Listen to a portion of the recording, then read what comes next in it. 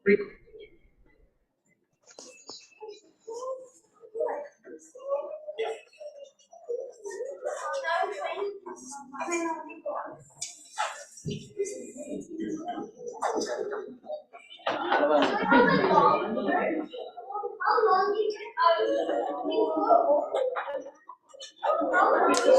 you, Ate Maymay, and the music team.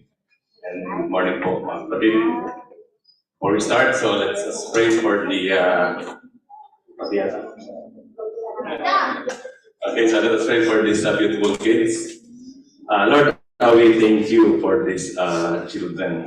Thank you, Lord. We believe that is inheritance from you. So we pray, Lord, as when they go to their respective Sunday school, to learn your word, Panginoon. Pagpalain mo po ang mga bata na ito, as well as the teachers, Lord. Always give them patience, Lord, para po sa mga bata na ito. Salamat po, Panginoon. Dalangin sa Jesus. Amen. Okay.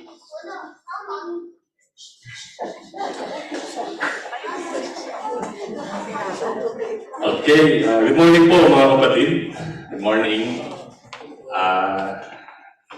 My name is Ronnie. So, and I want to welcome yung ilan pong ating mga bisita for today. Unahin po natin yung pong mag-asawang si Ate Janet at si Kuya Glenn Osal from GTA. They are here. Saan po sila? Tayo po tayo, Kuya Glenn and Ate Janet. Ano ba sabihin natin sa kanila? Ayan, parang tuwan-tuwa kayo. Nakita niyo si Ate Janet. Okay, so ngayon naman po, welcome po natin si Christine and si Katrina at saka si Jan. Ayun po kayo mga kapatid. Ayan. Okay, ano ba sabihin natin sa kanila? Amen. Okay, welcome po mga kapatid. And once again, good morning. Mag-aaral po tayo ng salita ngayong araw na ito. Tulad din ang sabi ko, ako po si Ronnie. Ako po yung nakatasan na mag-message po for today. So, but before we start, gusto kong tingnan niyo yung mga katabi niyo sa likod, no? Ang tanongin niyo sila, are you a born-again Christian? Are you a born-again Christian? No? Tanongin niyo po sila, are you a born-again Christian? Are you a born-again Christian? Amen. No? So, bakit po ko pinapatanong sa inyo? Because I believe nasa ating pong pag-aaralan ngayon, which the title is Neglected Salvation, only the born-again Christian can understand about it, about the salvation that we have. And we always believe that as of now, as of very moment, if we accepted our Lord Jesus Christ, we know that we have the salvation. Amen? Amen. But as I said, the title is Neglected Salvation, so maybe we can neglect it. Amen? Okay, so ngayon naman po, ganito. As a born-again Christian, let us think things that we did or we decided when we were still unbelievers. Now, isipin po natin nung mga hindi pa tayo nakakakilala sa Panginoon. Isipin po natin yung mga wrong decisions natin, yung po ating mga nagawa nung panahon na yon na that gave impact or big changes in our life na pinagsisihan po natin. Kaya lagi natin sinasabi, walang nauunang pagsisisi. No, laging nasa huli. Isipin po natin yung mga bagay na yon na at least ipagsisi na naman natin, di ba? So, nung tumanggap tayo sa Panginoon, nagsisi na tayo, pagsisi na natin yung mga kasalanan, although may mga consequences na nangyari, no? Yung consequences na minsan yung impact is for life or minsan naman is saglit lang. No? So, isipin natin ito. Ngayon, as a born-again Christian, dapat po mga kapatid, that all our decisions, no? Ngayon, as a born-again Christian, dapat yung mga decision natin, no, yung mga gagawin natin, even yung mga isipin natin, dapat lagi siyang naka-angkor doon sa mga naririnig natin dito sa church. No? Lagi siyang naka-angkor doon sa salita ng Diyos na lagi nating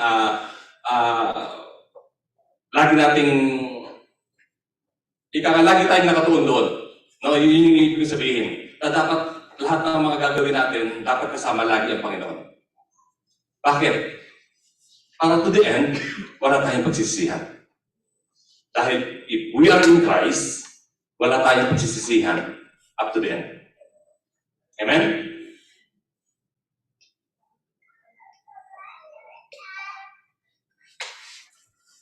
So this is the reason that the apostles, the Hebrews, warned them of the consequences of the neglect to their salvation and faith. The letter is a long treatise on how to take care of their salvation to the end. Do not neglect your salvation. No? It is the echo of the letter we hear from the apostle in every part of the letter. So let us read Hebrew 2:3 and study how to neglect our salvation. Kasi the Hebrew church po kasi mga kapatid, on the time when the apostles writing them, yung mga tao sa iglesia, they don't want to go back to their old belief, no, yung pong Judaism. Gusto nilang bumalik na doon because when on that time, all the persecutions ginagawa sa kanila, maraming napatay sa kanila, and nawalan sila ng karapatan sa mga ari-arian nila, no, nawalan sila ng karapatan sa bilang mga Israel nung time, o bilang mga Hudyo nung time na yon. Kaya sabi nila, ang hirap naman dito. So babalik na lang ako doon sa sa dati kong religion, this is walang pressure. Pagkatapos marami pang mga privileges. But the apostle warned them, do not neglect your salvation. Amen? Okay, may I request everyone, basahin po natin yung Hebrews 1-4. Tayo po tayo mga kapatid, basahin po natin. Okay, so 1, 2, 3, read. You must pay the most careful attention, therefore, to what we have heard, so that we will not be afraid. For since the message spoken through angels was binding, and every violation of his obedience is just punishment. How shall we escape if we ignore so great a salvation? This salvation, which was first announced by the Lord, was confirmed to us by those who heard him. God also testified with faith by signs, wonders, and various miracles, and by the gifts of the Holy Spirit distributed according to his will. Thank you, Lord, for your word. Open our hearts, open our mind, Panginoon. So today we can know what is your message to us. Thank you so much, Lord. This is our prayer in Jesus' name. Amen. Nakapuna po tayo. Okay, so ito po yung ating pong paunang text dito sa Hebrews 2:1-4. Mababasa po natin dito. How shall we escape if we ignore so great salvation? This salvation, which was first announced by the Lord, was confirmed to us by those who heard Him. Amen? So the question that we're going to answer is, how can we neglect the salvation that God offers? Now, how can we neglect? If we believe that we have the salvation, how can we neglect? No, paano natin ito mapapabayaan? Because this is a God offers to us. How can we neglect that God offers? So the first point that we're going to study is, number one, by not believing. No. We neglect our salvation when we harbor an unbelieving heart towards God. Unbelief is a decision that we make. It is our response to the Word and the work of God in our lives. No, everything that happens to life is a purpose. So we can respond to it with faith or with unbelief. No, there are two descriptions of an unbelieving heart. No, una is number one is hardened. No, yung pong mga napapatigas na puso. Yung pong sinasabi nga nito, when the word and the voice of God is heard but not hidden. Just like now, you heard me, right? You read. Narinig natin yung salita ng Diyos. But most of the time, we are not paying attention on it. We are not hidden. Hindi natin siya, although naririnig natin siya, but hindi natin siya pinakikinggan maigi. We're not even check kung ano yung mga pinag-aralan natin. That's why sometimes when I ask next week, no, kung loloobin ng Diyos na ako yung haharap ulit sa inyo, pag tinanong ko kayo, ano ba yung napag-aralan natin last week? Ay, ano nga ba yun? That's why, mga kapatid, if we hear the Word of God, just like today, you need to pay attention. Amen?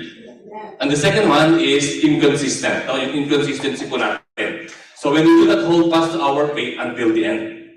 So marami pong mga mananampalataya, mga sabihin natin naging born again Christian, but napaka-inconsistent. Pag gusto nila, pupunta sila sa church. Pag ayaw nila, hindi sila pupunta kasi busy sila or whatever. So we need to be consistent, mga kapatid. If not, we are going to neglect our salvation and we need to believe. So ano po ba yung sinasabi dito, no? Dito po sa Hebrews 3, 3:1, 3:13 to 15, ito po yung pagpapatigas, ano? Yung hardened, no? Sabi dito, see to it, brothers and sisters, that none of you has a sinful and unbelieving heart that turns away from the living God. Amen? No? But encourage one another daily as long as it's called today. No? Habang may panahon pa, hanggang masasabi pa natin na meron pa tayong pagkakataon. So that none of you may be hardened by sin deceitfulness. Ano rin po yung nagpapatigas? No? Yung nagpapaharden? Sin's deceitfulness. So we have come to share in Christ if indeed we hold our original conviction firmly to the very end. No? Sabi dun sa sunod naman, ano? Sa inconsistency natin. Sabi dun, we have come to share in Christ if indeed we hold our original conviction firmly to the very end. No? As just has been said, today, if you hear His voice, do not harden your hearts as you did in the rebellion. Sino po ba yung sinasabihan niya dito? Bakit ba may rebellion? Sino ba yung sinasabihan dito nung sumulat ng Hebrew? Na pinaniwalaan natin na apostol yung nagsulat dito. No? Sino ba yung sinasabihan niya? Sinasabihan niya po, yung mga kapwa niya Hudyo, no? Gusto niya ipaliwanag about dun sa what you did in the rebellion doon sa way back, 40 years in the wilderness. Alam niyo po ba yung wilderness? Do you familiar yung 40 years in the wilderness? No, ito po yung when the Israelites o yung mga Jewish people, alipin po kasi sila sa sa Egypt eh. And then when Moses called, through Moses, no, pinangunahan niya para makawala o makaalis doon sa pag-aalipin ng mga Ehipto. Pag gusto ko itanong sa inyo, dahil ang akala ng marami, I don't know, no? But say one time na Bible study, ang akala ng marami, yung biyahe ng mga Jewish people going to the Canaan, o yung tinatawag po na Israel ngayon, is 40 years. Akala po nila 40 years, akala nila ganun katagal. Hindi po. Nung babalikan po natin sa panahon po ni Joseph, nagpabalik-balik yung magkakapatid. Remember? No? Napag-aralan natin sa Bible study, nagpabalik-balik yung magkakapatid. So, hindi po siya 40 years. So, bakit po 40 years? Yung pong 40 years is, ito po yung consequences nung hindi paniniwala ng mga Hudyo kay Yahweh o sa ating Diyos. Ano? So, simula po nung siguro po mga biyahe nila from that time, ando na sila, mga 2 years siguro. No? Mga 2 years and 4 months, something like that. So, kung lilitain ako sa inyo, nagsimula doon sa mga plagues na pinadala ni Yahweh, no? Yung pong pinapula yung tubig, yung pong mga palaka, nagkaroon ng mga locusts, and then up to the end, yung mga death po ng firstborn. So remember, no? So, and then yung crossing the Red Sea, yung dividing water, they saw the mighty hand of Yahweh on that time. No? Tapos, habang nagbabiyahe sila, yung waters of Mara, from bitter to sweet, dahil uhaw na sila, nagre-reklamo na sila. Natikman nila yung tubig, is mapait, but in the piece of wood, tumami siya. Nagutom sila dahil sa mana. Nung gusto nila ng karne, nagkaroon ng mga pugo. No? At habang naglalakad sila, sa araw, merong tinatawag na pillars of cloud. Pag sa gabi naman, meron naman tinatawag yung fire at night. No? Pillars of fire. So, ganun po, nakita nila kung gaano kakapangyarihan ang Diyos. No? And then, eto na, nung malapit na sila dun sa Canaan. So sabi ni Moses, you have to ispayan nyo. No? Tingnan nyo. So nagpadala po ng 12 na mga leaders from every tribe para tingnan yung Canaan. Kasi marami na pong nakatira doon. Instruction sa kanila ng Lord. Puntahan nyo yan. Tapos, patayin nyo lahat ng mga nandyan dahil pinangako ko sa inyo yan. Yun ang sabi nila. And nung nagpunta sila, nakita nila maganda yung lupa, may dala-dala pa nga sila na grapes na ang laki, dalawa pa yung katao, yung nagbuhat. So nakita nila, this is the place that yung tinatawag na flow with milk and honey. No? Parang Canada, minsan sabi natin, this is the flowing with milk and honey. So, and then nung nakita nila ang lalaki ng mga tao, andun yung mga Nephilims, andun yung mga giants, andun yung mga descendants ni Enoch. Ang tingin nila sa kanila, para lang tayong mga tipaklong, maliliit natin. Natakot sila. At sabi ni Caleb at saka ni Joshua, no, God is with us, sabi niya gano'n. Pero dahil 10 yung kumukontra sa kanila, hindi sila nanalo. Gusto pa nga, patayin sila eh. Di ba? So, andun yung magtataka ka, no? Minsan ako nag-iisip din, this is Israelites people, nakita nila yung kapangyarihan ng Diyos from the very start. Tapos nung sinabi sa kanila, eto, puntahan nyo yan, girahin nyo yan, patayin nyo yan, and then they didn't believe. Yes, maaaring hindi sila maniwala dahil kasi mga payat pa sila doon, I believe, no? Wala pa siguro sila mga sandata. At ang kailangan lang nila is to believe to God. At yun yung gusto ng Diyos. Kahit na ano ka pa man, maniwala ka lang. Pinakita ko na nga sa inyo yung lahat di ba? So just like us, sometimes tayo, minsan mga Kristiyano, naniniwala tayo that dinala tayo dito ng Diyos, dinala tayo sa ganitong sitwasyon, dinala tayo sa magandang buhay. We always believe that, especially nandito tayo sa Canada. Amen? Nandito tayo sa church. Binigyan tayo ng magandang trabaho. Binigyan tayo everything. And then sometimes, meron gusto ipagawa sa atin ng Lord. Teka muna, Lord. Baka maapektuhan yung aking finances. Usually, lagi tayong natatakot dun. Baka maapektuhan yung mga bakasyon ko. Baka maapektuhan yung mga gusto kong gawin, Lord. Teka muna. Natatakot tayo. But we always believe that the Lord is so powerful in our life. Amen? Naniniwala tayo doon, di ba? Sometimes, kailangan natin mag-sacrifice dun sa mga bagay na meron na tayo. If we believe that binigay niyo sa atin ng Lord. Ulitin ko, minsan binigyan tayo ng kotse, minsan hindi lang isa, minsan dalawa, minsan mga houses. Pero sinabi ng Lord, pwede ba na yung isang bahay mo o yung kotse mo is bawasan mo lang ng konting gasolina at merong ihahatid lang. Lord, out of the way. Hindi maganda example yun kasi dito sa North York, parang out of the way, di ba? Amen? Lahat ng driver dito, kahit nasaan, lagi on the way. Amen? So, iba na lang.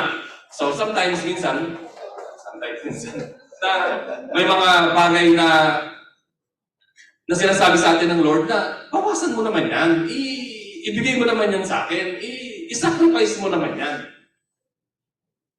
Kaya dapat maintindihan natin yon, dapat malalaman natin yon. Dapat tayo doon, aware tayo doon sa mga binubulong ng Lord sa atin. We hear, but sometimes we are not paying attention. Amen? Okay. Are you still okay? Parang hindi na. Okay, so dito po sa binasa ko kanina, so tutuloy ko lang, no? Who were they who heard and rebelled? Were they not all those Moses led out of Egypt? And with whom was he angry for 40 years? What is that with those who sinned, whose bodies perished in the wilderness? And to whom did God swear that they would never enter his rest, if not to those who disobeyed? So we see that they were not able to enter because of their unbelief. Ang nangyari po kasi, yung pong, kaya po naging 40 years, yung pong 10 na hindi naniwala, and then 40 days silang nagmanman or nag-spy, time is 1 year each. At yung pong yung pong generation na yun, hindi po lahat, linawin ko, yun ang pong generation na yon na nanggaling dun sa Egypt, namatay po lahat yon. maliban po kay Joshua at kay Caleb. Hindi po yung lahat, kundi yung generation lang na yon. Yung po mga 20 years old above or 40 years old above on that time. Yung po mga naging anak nila doon sa wilderness, nakapasok po yun. No, malinaw po yun, ano? Kasi minsan sa Bible study, sa mga pag-aaral, nagkakaroon tayo ng kalituhan. Ano? Si Caleb po at saka si Joshua yung nakapasok at ganun po yung nangyari. So ano po yung ang pwede nating pwede nating i-apply doon, ano? Sabi po dyan, do not harden your hearts in disobedience to God and His Word. The consequences of such hardening is that they did not enter the land already promised to them. May pangako po sa atin ng Diyos, no? Tayo bilang mga Kristiyano. May pangako po sa atin. Kaya po yung pangako na yon dapat nating panghawakan, no? Yung pong salvation na yon dapat nating laging hawakan. Dahil po mga kapatid, humuhulag po ang salvation kung hindi po natin ito hawakan. Bakit po ito sinasabi?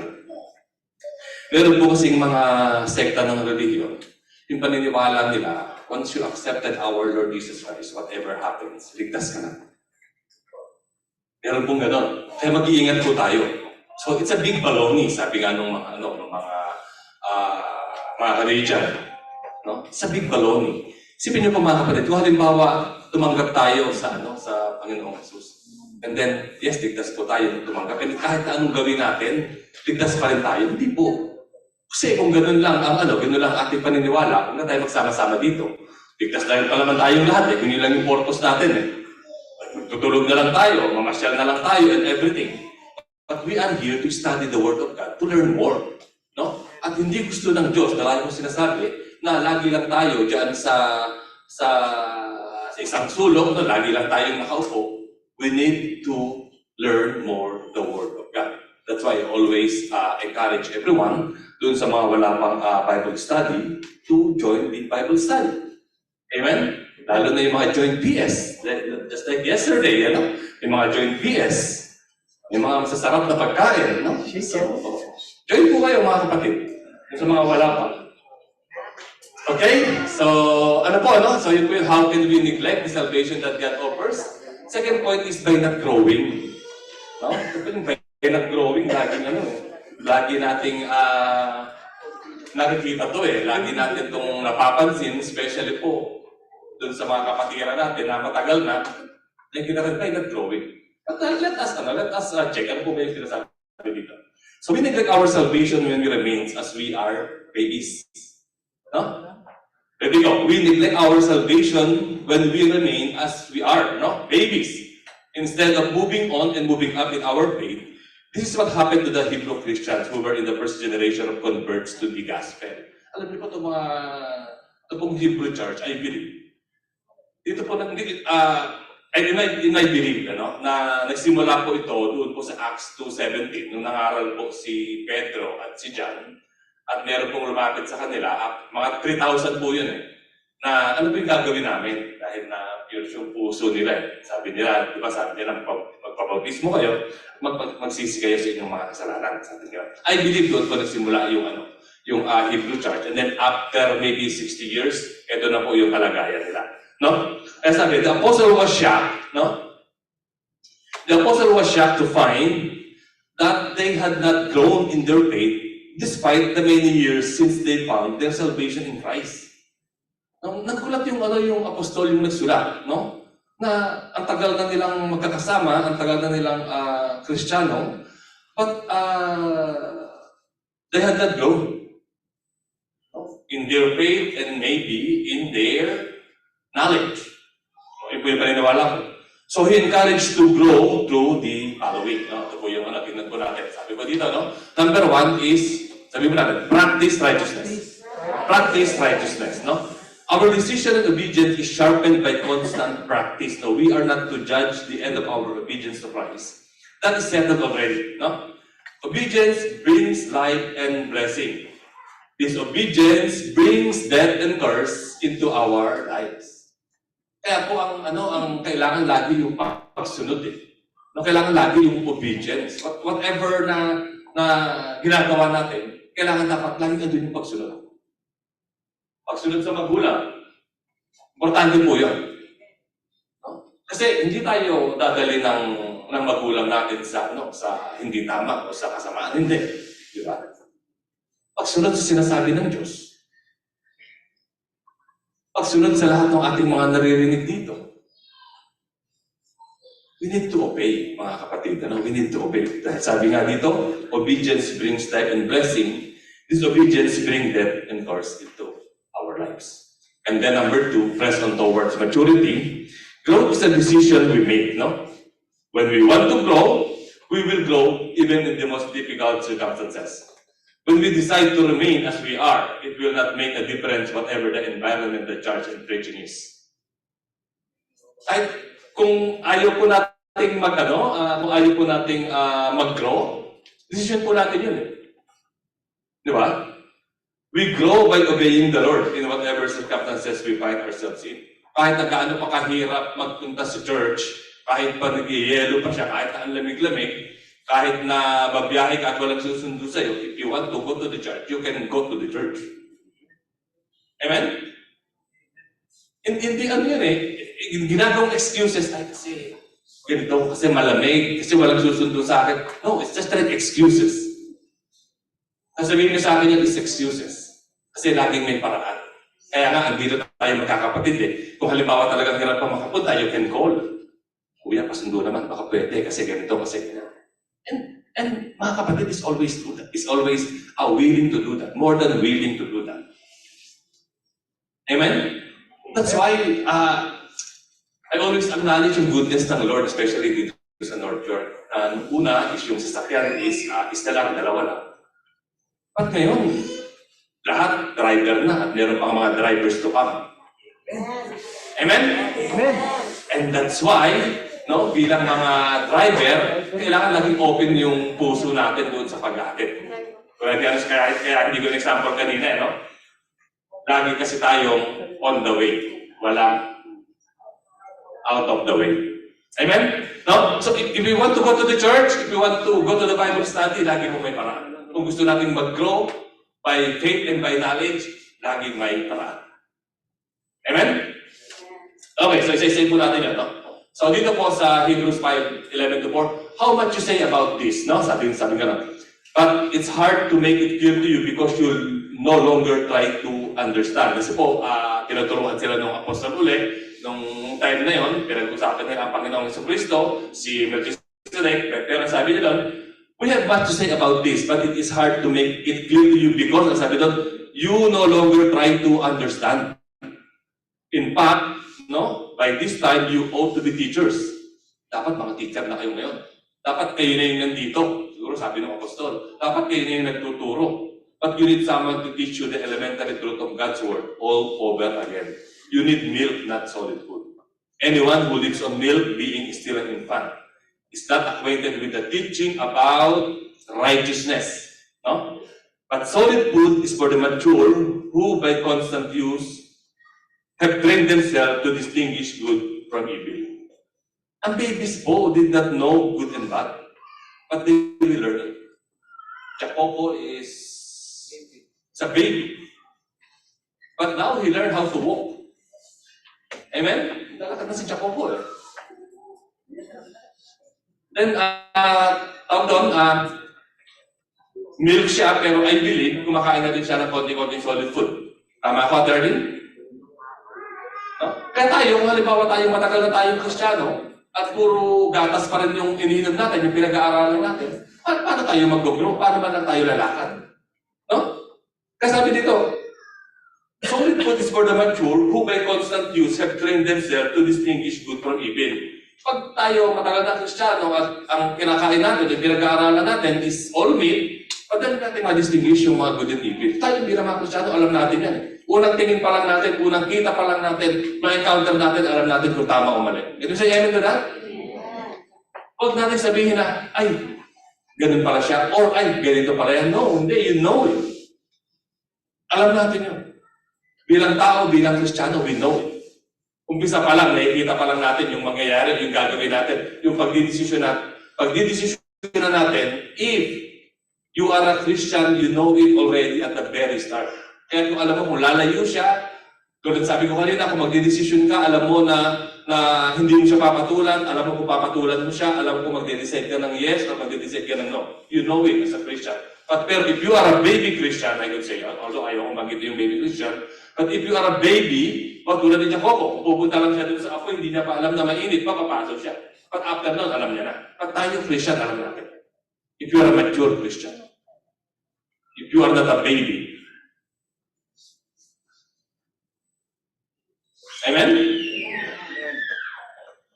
Sipa ituloy? Okay, so, press on towards maturity. Therefore, sabi dito, no? Let us move beyond the elementary teachings about Christ and be taken forward to maturity.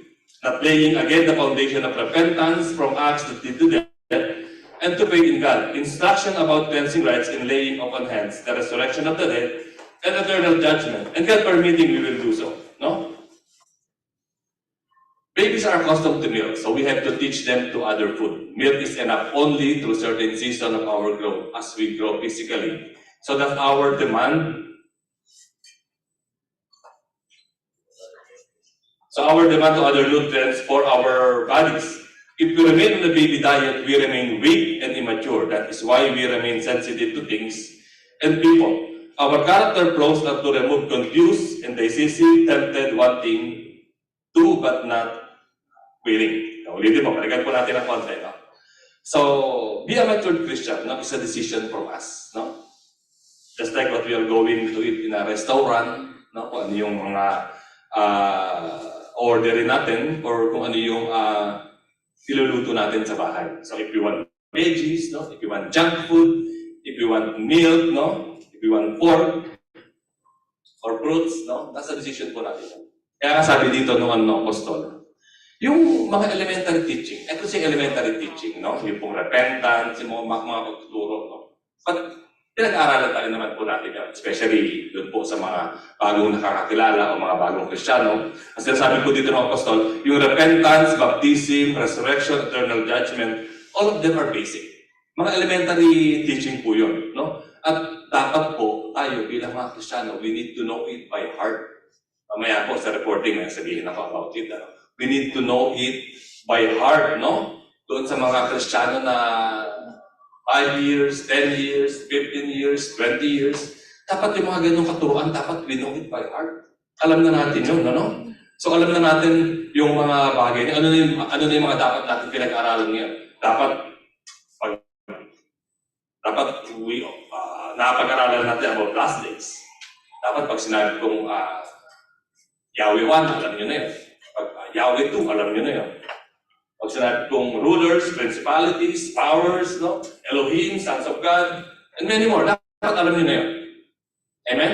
Pero doon sa mga sa mga hindi pa, no? Siyempre may mga, let's say sabihin natin na bago pa lang nakakapag-aral, of course, tinuturo pa rin naman po natin yung mga about repentance, baptism, tinuturo po natin. Amen? Kaya nga po, no? Huwag po tayong magiging remain as babies tulad ni Jacobo, no? O si Jacobo, magbe-birthday na yan sa February 5, ano? So, alam niyo, mga birthday ng February, mga COVID yan. Tayo yung pastor natin, February yan. Si Kuya Alan, February yan. O, diba? Si Jacobo, di ba? Mas COVID. So, yun po, no? So, as we grow old as a Christian, huwag po tayo mananatiling bata. Eh, habang may mga pag-aaral, no? Habang may mga ino-offer na mga kahit na mga online, mamaya sa may kita nyo, no? Doon po sa mga pinag-aaralan natin dito, Bible studies and everything. Attend.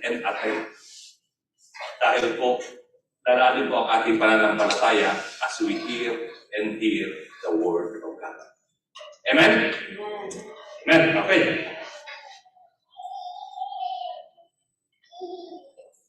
So, the consequence of perpetual infancy is backsliding, no? So, we grow in other ways except in those that matter the most. This is a tragedy of non-growth. Masahin ko lang po ito sa inyo. It is impossible for those who have once been enlightened, who have tasted the heavenly gift, who have shared in the Holy Spirit, who have tasted the goodness of the Word of God, and the powers of the coming age, and who have fallen away to be brought back to repentance. So they are lost, they are crucifying the Son of God all over again, and subjecting him to public disgrace. Land that drinks in the rain, often falling on it, and that produces a crop useful to those for whom it farmed, receives the blessing of God. But land that produces thorns and thistle is worthless, and is in danger of being cursed in the end, and it will be burned. Kaya mga kapatid, no, tayo bilang mga Kristiyano, do not fall away. Yung po kasing mga naging born again Christian, dito sa church, nalasap yung goodness of God, nalasap yung gandaan loob ng Panginoon, and then if they fall away, sinasabi natin na backslide, mahirap na pong makabalik, mga kapatid. Yun po yung sinasabi namin ng Scripture. That's why I keep on telling to all of you, kapit po tayo. Kahit po anong mangyari, kahit na anong mga bagay yung mga nararanasan natin, kapit po tayo sa pagiging Kristiyano. Hindi po madaling maging Kristiyano. Hindi po lagi po sinasabi yun. Hindi po madali. Lagi po siyang may pagtitiis, lagi po may sakripisyo, at may pagtsatsaga. No? So, ganun po dapat. Kaya kung tayo ay basta-basta lang, no? Basta-basta lang natin tinatanggap yung salita at hindi tayo lalago, delikado po tayo to backslide. Amen? Okay, so last point po tayo mga kapatid. Madali na lang to. So how can we neglect the salvation that God offers? Number 3 is by not enduring. No? Ito po yung sinasabi. We neglect our salvation when we do not endure the race to the end. The life of faith is a life of growth. It lasts a lifetime. Our experience with God is not monochromic and singular. It is varied and colorful and joyfully surprising. It is when we accept God's will and obey Him that we learn to enjoy Him for who He is. It is when we submit to Him as children and allow Him to be a Father to us that we really are secured in His will and in His love. Endure, mga kapatid. No? So why do Christians not endure? No? Una po, they do not shed of the extra weight and encumbrances. They do not shed of the sin, the entangles. They do not focus on the Lord Jesus. They do not endure the discipline of the loving Father. Ito po na bakit hindi nakakapag-tiis ang mga Kristiyano. Tingnan po natin, basahin po natin. So they do not shed of the extra weight and encumbrances. Sabi doon, therefore, since we are surrounded by such a great cloud of witnesses, let us throw off everything that hinders us. Tingnan po natin yan. Ano ba yung sinasabi doon? Therefore, since we are surrounded by such a great cloud of witnesses. Well, me and my family, no, with Patrick, we are surrounded by you. You people that lead me to God. And then yung family ni Ate Joy, you are surrounded by these people that lead you to God. Ibig sabihin, lahat po tayo habang nandito tayo sa church, we are surrounded by a great cloud of witnesses. Tayo bilang mga Kristiyano, no?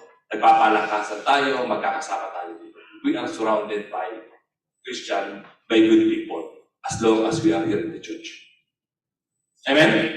And say amen to that? So that's why sabi dito, let us throw off everything that hinders. No? Ano man yung mga, let's say, yung mga bagahe natin sa katawan, yung mga sama natin ng loob, no? Yung mga may kabigatan sa dibdib, andyan yung mga kapatid to tell. No? Andyan yung mga kapatid, kung halimbawa may problema ka sa kung saan man, no? Pwede sabihin sa kapatid, kaya nga may mga Bible study group, no? May mga group kayo. So kailangan nagsasabihan kayo. Kung may problema ka sa pera, no? Isa lang ang titingnan mo. Ayaw tingnan sa no? Pag magsabi po tayo kasi yun po yung magkakapatid eh. Di ba? Kaya kailangan nagsasabihan. Kaya kailangan tinatanggal kung ano man yung mga kabigatan na yan. Ano? Kung halimbawa hindi mo alam kung paano kakalimutan yung sinasabi dito na the sins that so easily tangles, no? Sa buhay natin. Kailangan sinasabi din yan. Hindi po tayo makakapokus sa ministry o kung saan pa man if we have all those. Kailangan tingnan natin ano ba yung mga kailangan nating i-throw off. Ano ba yung mga sins that easy entangles, no?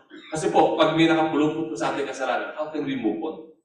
And how can we focus to our Lord Jesus Christ, which is yung sinasabi dito, fixing our eyes on Jesus, the pioneer and perfecter of faith.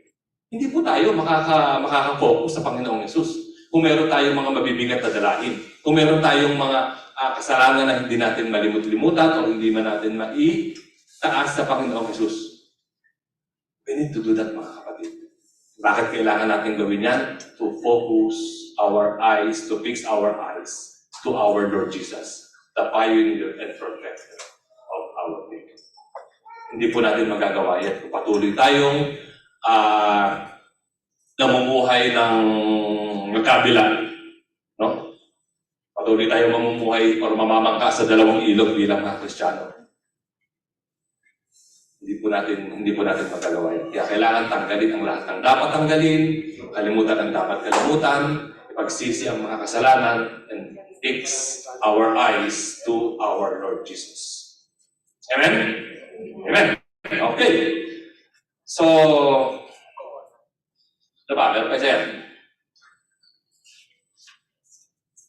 Okay, so they do not endure the discipline of the loving Father. No? Sabi dito, endure hardship, no? As discipline.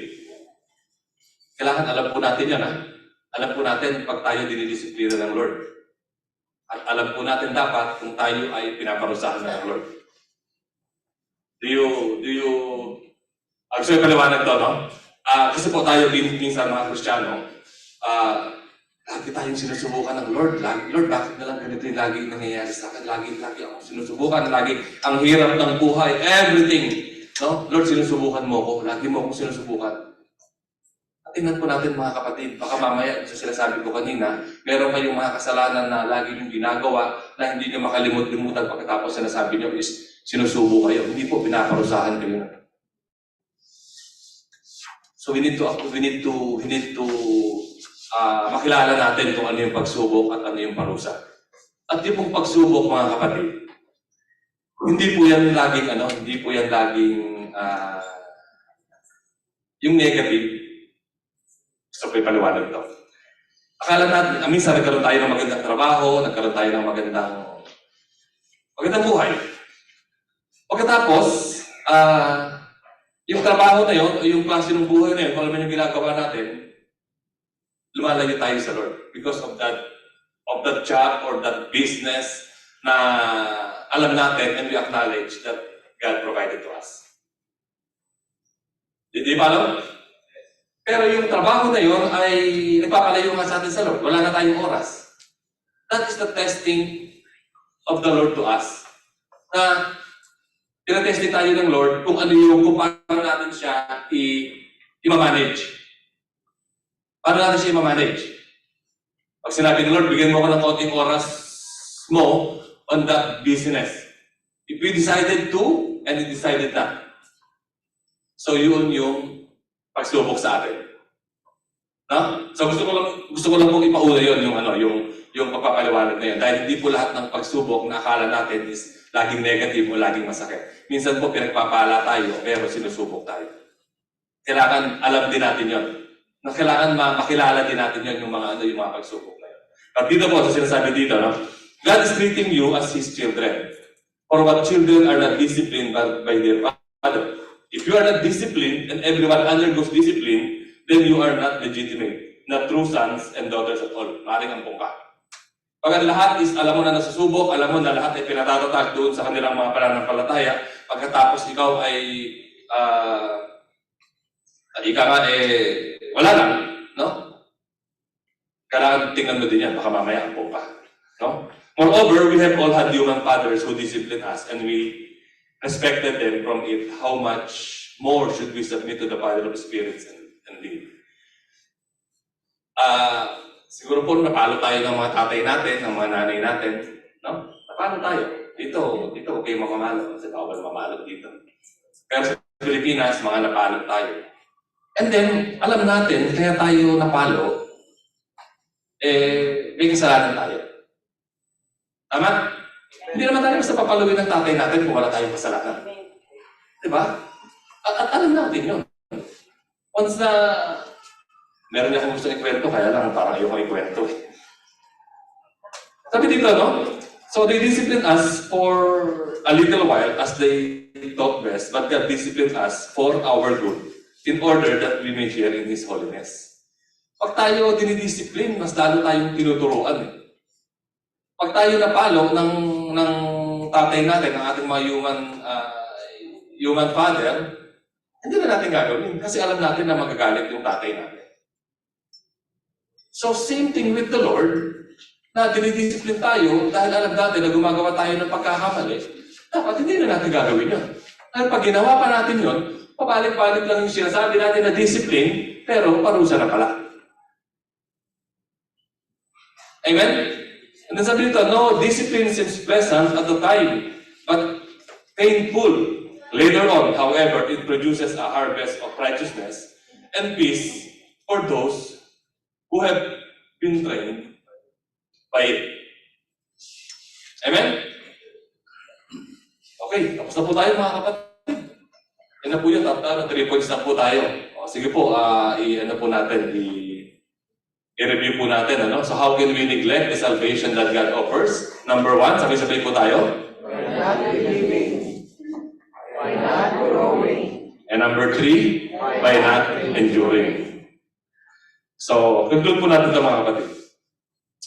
Do not be deceived by the small sins that sometimes we not even bother it, but without noticing it, when the damage has been done because of that small sins. No?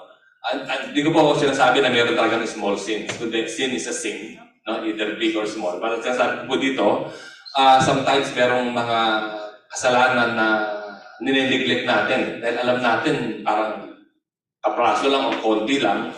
Kasi gano'n natin at tinitingnan yung kasalanan. Isang malaki, isang maliit.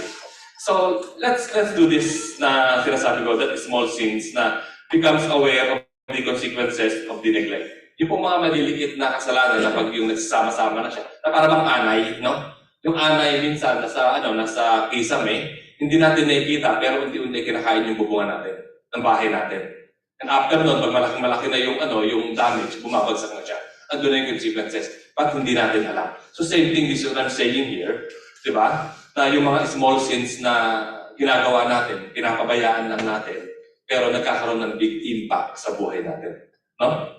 Kaya nga, such is the work of neglect of salvation. It eats away at the core of our faith while maintaining a facade of spirituality. Then one day, we wake up and we no longer have the energy to follow Christ. Kasi nalugpungan tayo sa kasalanan. Yung maliit na yun, unti-unting lumaki. So parang kung natatandaan nyo, yung pinakwento ko sa inyo na, na ibon na meron siyang pakpak para bumalik dun sa Lord. Pero dahil sa kasalanan na ginagawa niya, binabahay din sa pusa is isang pakpak. Remember that? No? Then naubos na yung pakpak niya dahil sa kasalanan na ginagawa niya, nalugmog na siya sa kasalanan, wala na siyang power para makabalik sa Lord. So same thing din po tayo mga kapatid. Ano? Kung meron tayong mga kasalanan na akala natin yun lang, forget it, Panginoon. Mga kapatid, itaas po natin sa Panginoon at magsisi tayo, nang sa gayon, hindi tayo maubusan ng pakpak pabalik sa Lord. Amen? Amen? Okay. So the Hebrews for all this warning fell away. If one goes to Israel today, although hindi pa ako nakakarating, you will not find a trace of this church. There are churches in Israel, but they were established by missionaries from outside. Sa Israel po, nung minsan ginugoogle ko siya, lahat po ng klase ng church meron doon. Meron pong Catholic, meron pong Islam, meron pong Christian, and everything. Marami po doon. Lahat po sama-sama sila doon, nagsisiksikan sila doon. Pero po itong Hebrews Church, wala na po ito.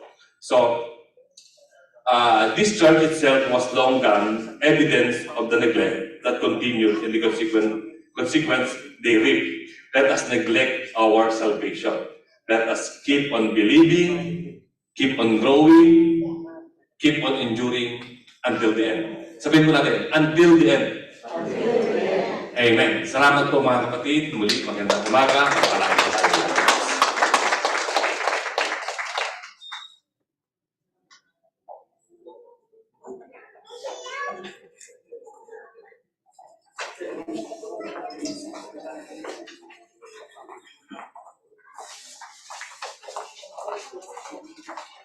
Maraming bukas.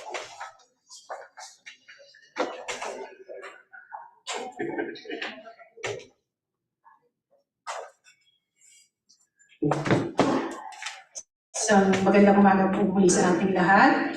So tayo po ba ay napagpala sa ating na-receive sa mabuting balita ngayong umagang to? So hindi po, napaka-bless nating lahat na naririto ngayon.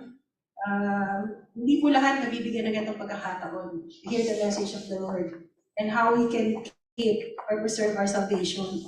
So napaka-simple po, pero napaka-meaningful at powerful po ng preaching ni Kuya Ronnie. 3 puntos lang yon na para ma-keep natin yung ating salvation. Manatili tayong sa ating pananampalataya at kailangan natin lumago. And kailangan natin mag-persevere para sa hanggang sa wakas nasa atin yung salvation. Okay. Purihin po ang Panginoon sa ating narinig ngayong umaga.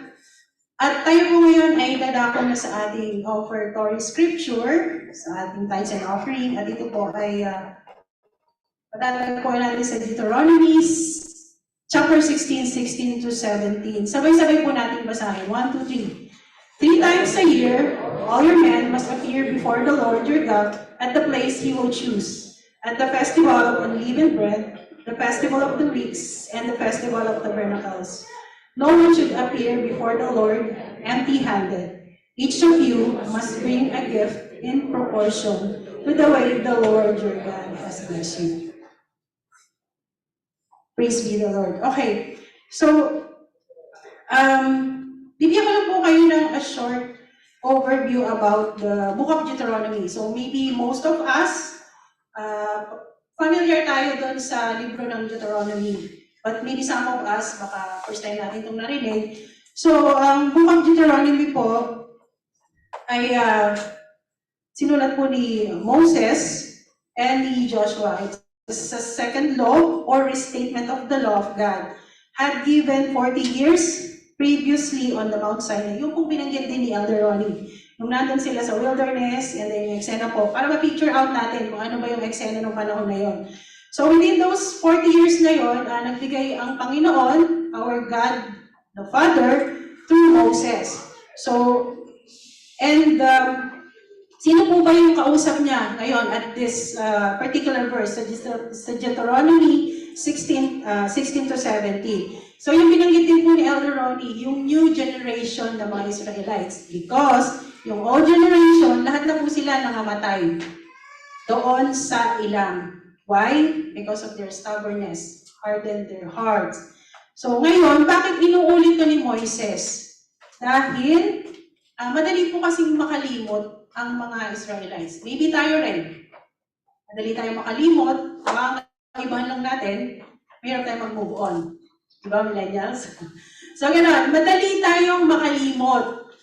And dinaremind sila ni Moses. So bago kayo papasok sa promised land, these are the law instructed by the Lord. So, ito po ang sabi. So, pag pumunta kayo doon 3 times a year, okay, all men must appear before the Lord your God at the place He will choose at the festival of unleavened bread, festival of the weeks, and the festival of the tabernacles. No one should appear before the Lord empty-handed. So, each of you must bring a gift in proportion to the way the Lord God has blessed you. So lahat po ay pinagpapala ng Panginoon during those time. And meron talaga silang encounter, nakakausap nila ang Panginoon through the life of the prophets. So sabi dito, huwag kayong lalapit or huwag kayong pupunta sa akin nang wala man lang kayong dala kahit ano. Kung paano po kayo pinagpala, magdala kayo in proportion. So, okay. So, hindi po specifically sinabi dito ano ba yung proportion na yon. Or hindi naman pare-pareho kung paano sila pinagpala. It depends how God they bless them. But if we, or if they want, make an offering na merong exact figure or amount, meron din po tayong reference about Deuteronomy chapter 14:22. Make an offering of 10%, a tithe of all the produce which grows in your field year after year. Like before, for example po nung panahon na yon, ang ginagawa nila, if they produce hundreds of sheep during those years, so 10% of it. And then 500 sacks of grains, so 10% of it. So sa panahon po natin ngayon, wala na tayong napoproduce na mga baka, kambing. So we are earning in terms of monetary.